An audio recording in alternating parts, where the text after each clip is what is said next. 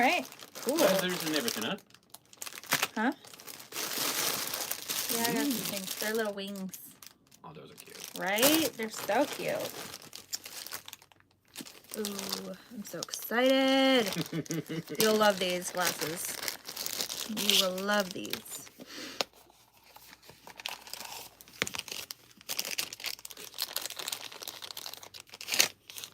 No. Oh, Aren't they great? I already love them. Need to clean them up though. Yeah. So good. Perfect. Perfect. I got other things in here too. Got some sexy things. Some other sexy things. And some other sexy things. They're mushrooms. And Eyelashes. lashes. Yeah, they was cheap. They was stupid cheap. Okie dokie. Cool. Sheen haul accomplished. Yo. Oh, I'm going to clean these glasses and throw them on because I am excited. How dope. Well, at least made my day a little bit better. So I got that going for me. I don't know why these are already dirty. It's just they're brand new. Come on. Come on, right? I had to buy these. A friend of mine has a pair and I'm obsessed. Obsessed. These are my summer. This is the summer vibe. This is entirely the vibe we are going for. No, thank you. No, thanks. Yep. I'm a fan. I am definitely a fan of these. Well, good morning. Good morning. Welcome to my first ever stream on YouTube's. I wasn't planning on being a YouTube streamer at any point. But since the TikTok is being its stupid little self, I'm gonna put all that stuff on the floor. But yeah, I got new lashes too. These are really cute. I wanted to see, you know, like what the quality is. That's all right. K for quality. So, but yes, so welcome. Sorry, I don't know if I have like chat on. So if you're here, yeah, good stuff. Good stuff. So I got a new glue gun. I figured I would throw together some more zipper flowers and finish making some things since I got to do that. Where's my skizzers? So yeah, I'm just gonna stream, hang out, just vibe today. Figured why not, right? Just try something new. If I'm gonna have to be streaming over here, I might as well stream over here now and figure it out. Fucking TikTok, I'm telling you.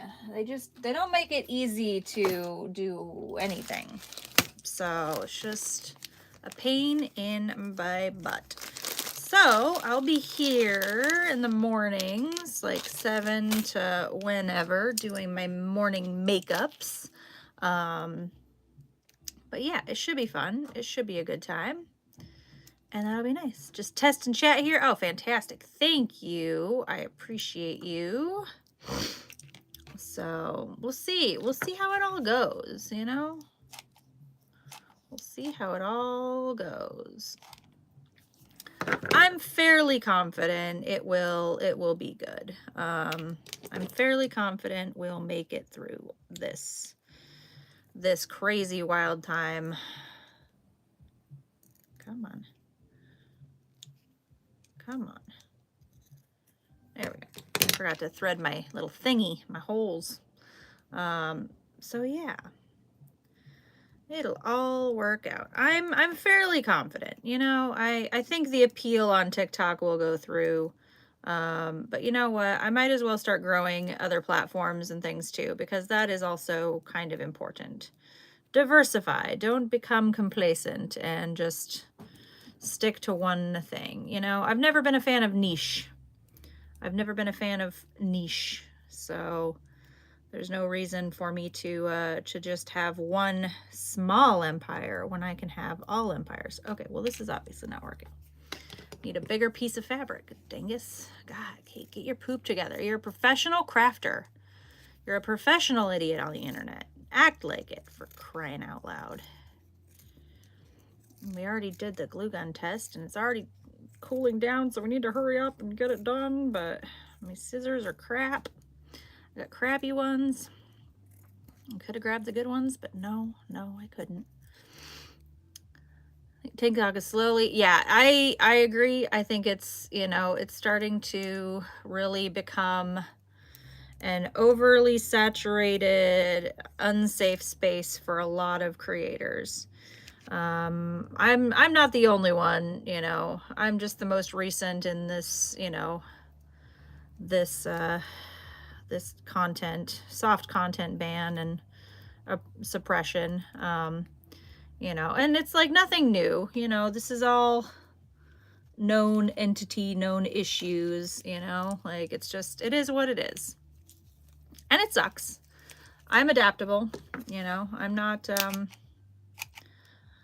not too concerned with losing my platform, you know, because I've got multiple platforms. I'm adaptable. I can move. I can go places. But it happens. It happens for sure. Hopefully people will find me. Yeah. Yep. Well, and they won't even let me do hot girl shit because I do hot girl shit for a living, you know, too. So that's part of it. You know, they don't want, you can be a hot girl as long as you're a hot underage girl, it seems. But if you're an actual like sex worker, they don't want anything to do with you. Because this is a children's app where we only let children be sexual. You know, like, it's so stupid. It's such double standards, such wow. Yeah, it's crazy. It is absolutely crazy and disgusting. So it's about time that I diversify and start building this platform. I mean, I've had a YouTube for years, and I've just, you know, started to, like, you know, get my content, you know, like repost my content from TikTok here. So, because like I used to do more on YouTube, I used to have that kind of ambition, but it's so hard. It's such, you know, long form content takes a lot of effort and energy.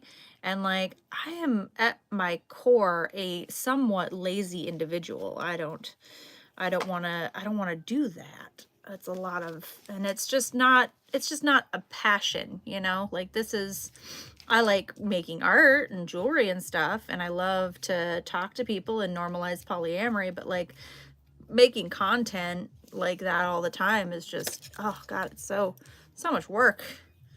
So much work.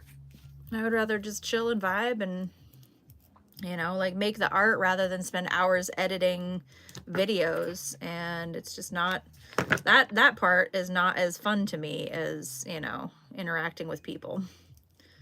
So, but at least I know my boundaries. At least I know what my wants are as far as what kind of content I want to make and what I want to do with it. So as long as I'm living my truth, you know, I think I don't mind streaming. I love streaming. Like, I would rather stream, and that's like low energy content. Like, I can just sit here and chat and craft and have good conversation and let the audience kind of drive the conversation to where they want to go with it. Like, that's the whole point of like me streaming on my morning lives and just doing my makeup, and it just gives people something to watch, like, while they ask questions and get to know me and talk about poly stuff. And like, it's just nice to build a community, you know, through that. So that's why I like TikTok, you know, because I have found a really great community and amazing support. And it's nice. Like, I love my people. They're fantastic. I hate social media. I hate the TikTok beast. Thank you. I feel like, you know, it's, you know, I never want to be an educator. That's not my path. That's not my plan. But, you know, just to normalize, just to be vocal about poly issues and to talk, you know, to start conversations and steer people in the direction of the educators who are having those important talks is important too. So I think, you know, there's a lot of really good stuff happening out there in the poly world. And I just hope that people, you know, people start recognizing there's more than just triads, and there's more than one way to do polyamory, and you know, and it's all normal. It's all normal. Just people, just living. So yeah, that's my little soapbox on that. Oh my gosh. So I'm making these little zipper flowers. This is part of my, I'm the button lady. If you don't know, I'm the button lady. I love buttons and sewing stuff. So I just fuck around with a lot of sewing supplies and make a lot of art and jewelry. And I figured, you know, today was a little bit stressful and I was a little elevated and a little triggered by this whole live stream ban and stuff. So I need to recenter and refocus. And my art is a wonderful way to do that. So, because it is my little safe space, my little button dungeon here. Yes, so much gatekeeping. Yeah, there really is. And I feel like, you know, the TikTokers that I've found, you know, the poly educators and stuff that I found, they, you know, they're pretty open and honest, and I don't feel like there's a lot of gatekeeping in that. I mean, the only thing I gatekeep people from is like being shitty unicorn hunters, and I will always make fun of unicorn hunters because they do not get to sit at the table. They do not get to sit at the table because they do not have the ethical, you know, there's ethical ways to seek a triad, which is you don't seek it. It either happens naturally or you're an asshole. Like, it's just, you know, I have some opinions. I always get in trouble on TikTok talking about unicorn hunters because, oh my gosh, people have some strong opinions about unicorn hunters, and mostly negative experience because, yeah, it's just, it sucks to dehumanize people. Oh yeah, the online groups, yeah. Again, I stay clear of those places, like, and that's a large portion where I get in trouble is with, like, you know, my opinions on the unicorn hunters and the people who are, you know, very detrimental to the polyam communities, because really, truly, they are toxic and horrifying. So it's just, you know, I just wish people could just chill and vibe and be good humans, but they don't seem to give that much of a shit. They really don't. And that is frustrating. Ow. Hot glue is hot. Just in case you were wondering. Hot glue is hot. No shit. And water is wet, Kate. She's cute, but she's stupid.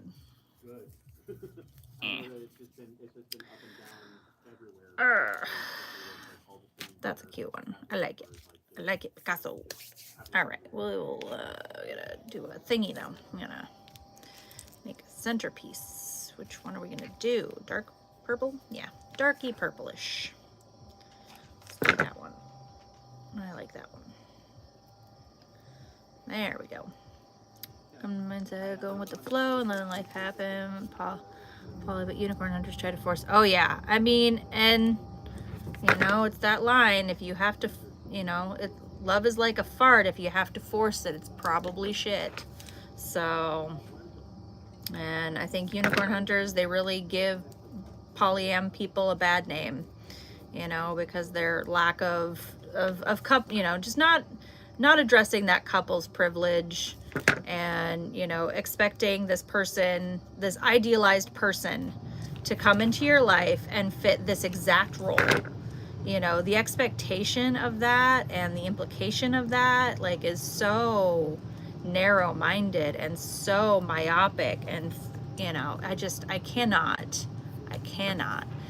Yeah, I mean, if you want to be a swinger, be a swinger. Like, there's nothing wrong with that. At least, you know, with most of the swinger community, like, you know, they have, you know, the boundaries. They communicate. They're not hiding anything. They're not going out of their way to, you know, to like, you know, gain a third, you know, and have this person dehumanized to the point of, like, you know, calling them a unicorn. Like, that's a large portion of my issues with unicorn hunters, the dehumanization element of unicorn hunting, and just the language that they use. You know, being a unicorn, there's nothing wrong with being a unicorn, but the people who seek those unicorns tend to dehumanize and abuse them.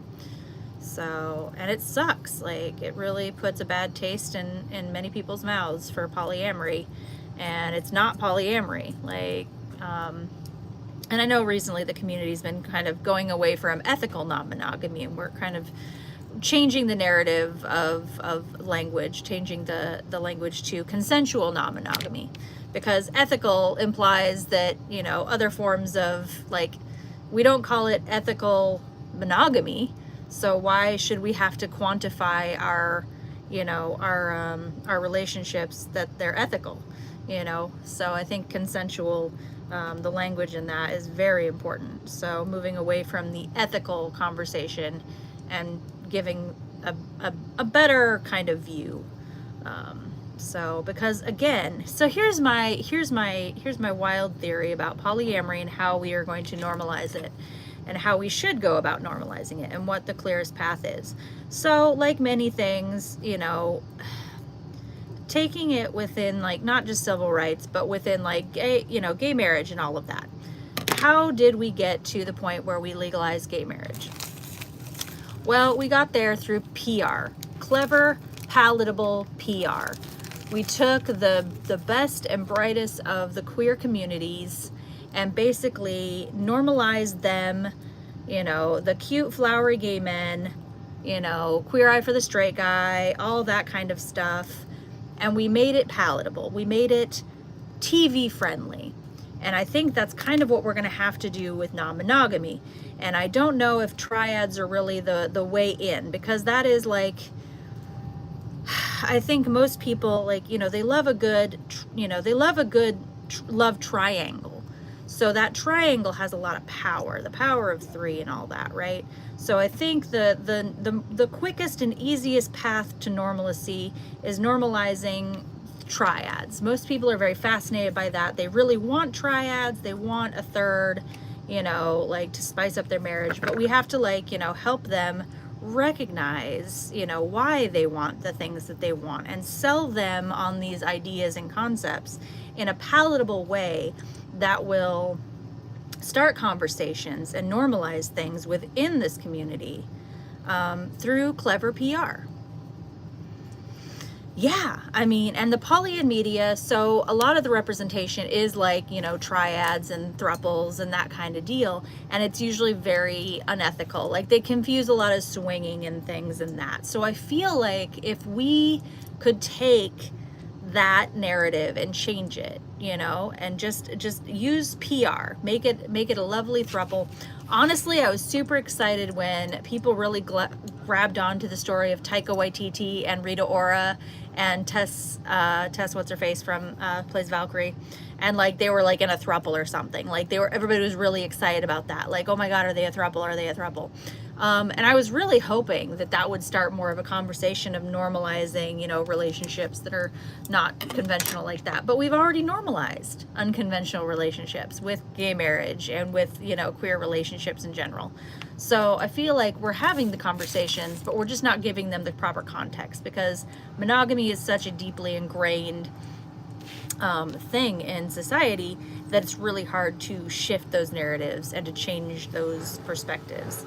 So I hope, oh my gosh, sorry, my house is very loud this morning.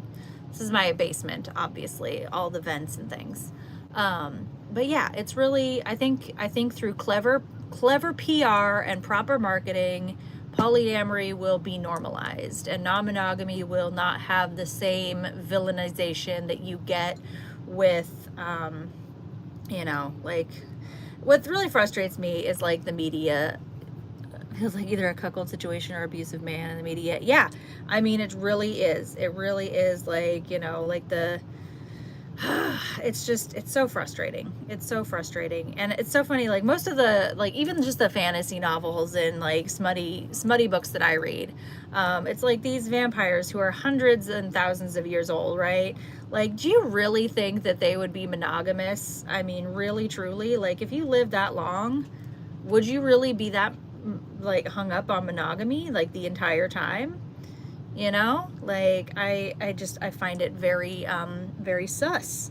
So I know that there are quite a few writers out there who are writing polyamory in healthier ways. Actually, my friend Polyanarchy on TikTok, they do a series of polyamory media, and they talk about books with poly themes and media with poly themes, which is really fascinating. There is books and literature out there. There's actually a whole series of like a sci-fi series that Abby just talked about that had like this great like polyamory is the default on this planet. Like that's their normal. So, and I just love that. I would love, I'm definitely adding that to my list to read. I can't remember the name of the series off the top of my head. But yeah, super good. And I want to consume more media that is more poly friendly and more, you know, like God. And if I was a better writer, I would write some shit myself, but I just don't have that kind of capacity. But I am starting a book. I am writing a book. It's a cookbook. I am collabing with some friends in the polyam community. I actually have a link in my bio on Instagram and stuff. I should probably add that to my YouTubes as well. About the Kitchen Table Poly book. It's a polyamorous cookbook, a non-monogamous cookbook. It's called The Kitchen Table, and it's basically stories and recipes from non-monogamous households. And I'm just having everybody kind of write up a recipe and tell like their story about why that recipe is important in their polyamory. Because I had a meatloaf recipe that was just like, oh my gosh, it was so cool. Quick study history shows that most people were poly before Christians. Yeah, no shit. Like communal. Well, and it was, you know, and marriage was for land rights, and it was, you know, all the horrible bits of misogyny were all based on, you know, the men and them holding the power and helping them continue the bloodline and the family power, and so they would know where their bloodlines came from, you know. So it's just, it's so frustrating. So honestly, like being non-monogamous is feminist. Let's be honest. Like it's as hardcore feminism and anti-capitalist as you can be. Because monogamy only benefits men, really, truly. Sad to say. I don't know what else I want to do, what else I want to make. I just kind of wanted to stream and figure out what this will look like. But yes, I'm so glad my Shein order came in. I'm so excited. What's up? What do? Turning on my vent. Cold. Oh, you're cold. Yeah, you turned it off when Dana was here. Yeah. That's right. Because That's right. You know, she has to sleep next to a 2-seater. Yeah. But meant to do that. I was gonna glue these shoes back together. I don't know where the shoe glue is. Is it right there? This one that says Shugu? Yeah. Thanks, husband. Where are the clippies? These. Clippy, clippy, clippy. My word's good.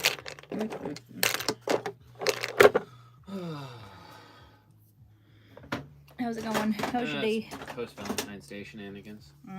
Fun.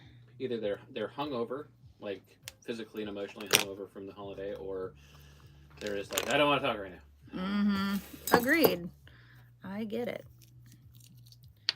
I get it. How you doing? I mean, about the same. Talking about polyam? Yeah. Talking about all the things. You know me. Debunking the programming? Deprogramming, reprogramming, all that.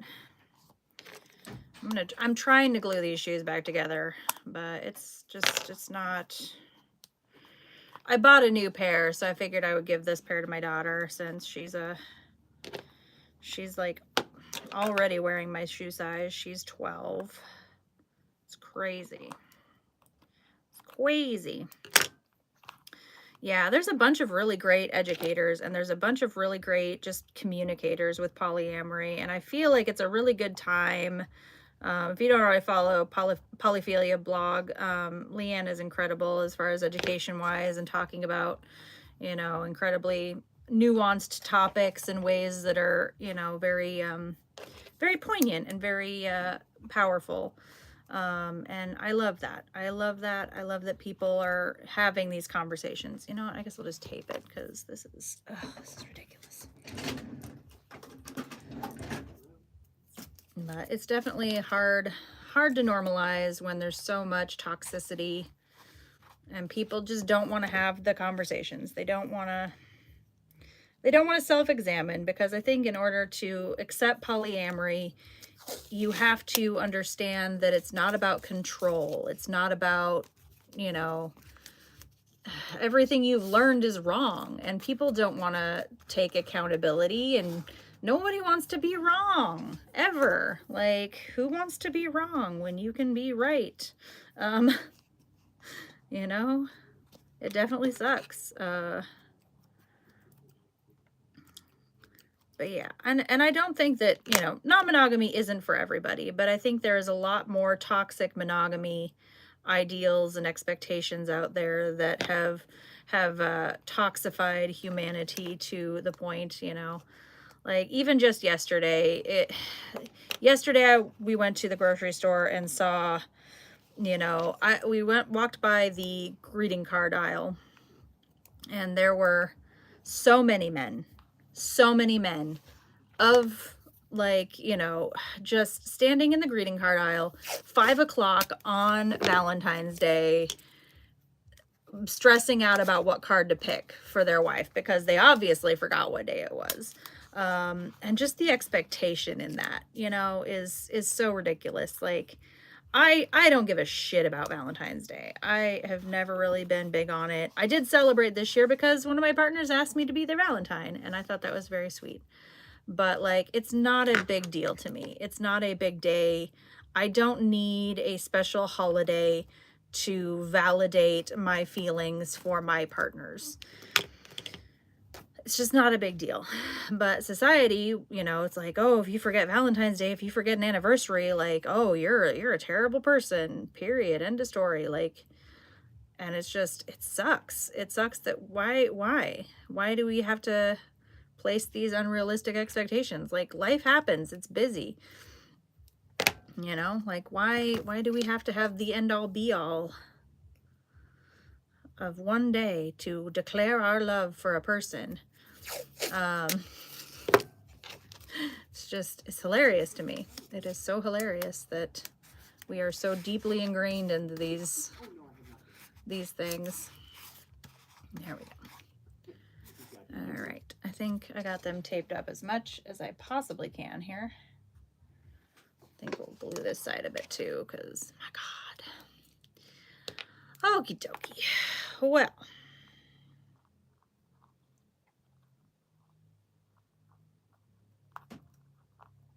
glue my shoe. Glue my shoe. I think I am going to probably end this stream, though, because I think I'm out of steam for stream. But at least I know what streaming on the YouTube is going to look like. It's going to be interesting. So that's fun. Maybe I'll do an evening stream and figure that out, too. Should be fun. But anyway, thank you for joining me. If you're rewatching this, make sure you hit that subscribe button, and hopefully tomorrow's live stream will be a little more entertaining because I'll be doing my morning makeup here. So most likely, unless my appeal goes through, which I'll probably still be doing my morning makeup line over here. But thank you all for watching so much. I appreciate you all. I hope you have a wonderful rest of your day. Be good humans. Love you. Bye.